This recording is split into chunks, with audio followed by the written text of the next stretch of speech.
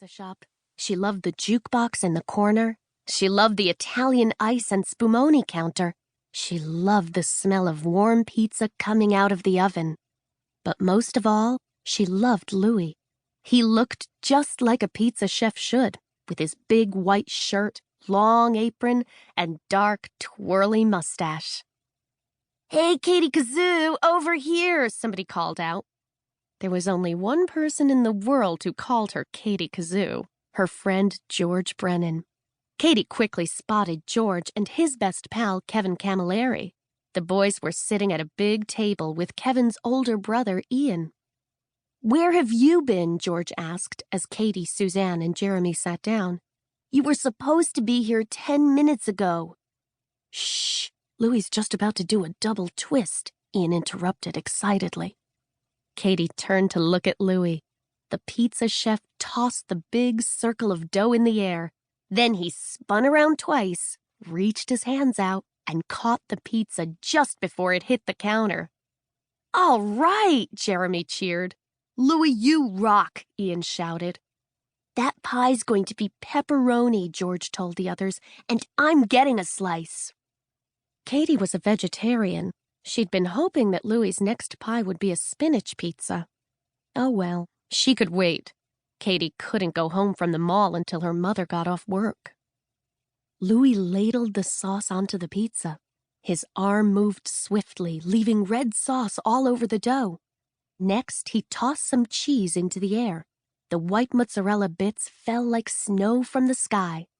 Then Louie took a few steps back and started flinging pepperoni slices at the pizza. The pepperoni looked like little frisbees as they flew through the air and landed on top of the cheese. Then, as he sang loudly, he added a pinch of his secret herbs. Finally, he slid the finished pizza into the oven. The crowd cheered. Louie took a bow and picked up another ball of dough. "Now for a Louie's Veggie Special," he announced, smiling at Katie. Just then, Becky Stern came running into Louie's pizza shop.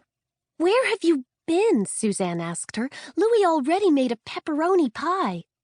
"I'm sorry I'm late," Becky apologized in her soft Southern accent. "My mother wanted to stop and get a slice of pizza." She grabbed a chair and sat down next to Jeremy. "Why didn't she get the pizza here?" Katie asked her. "Yeah," Jeremy agreed. "Louie makes the greatest pizza in the whole world." Becky smiled at him. "I believe you, Jeremy. After all, you do have the best taste." Jeremy blushed. "But my mother had a coupon for a free slice at Olives and Oregano," Becky continued. "Olives and Oregano is on the other side of town," Katie said, raising her eyebrows.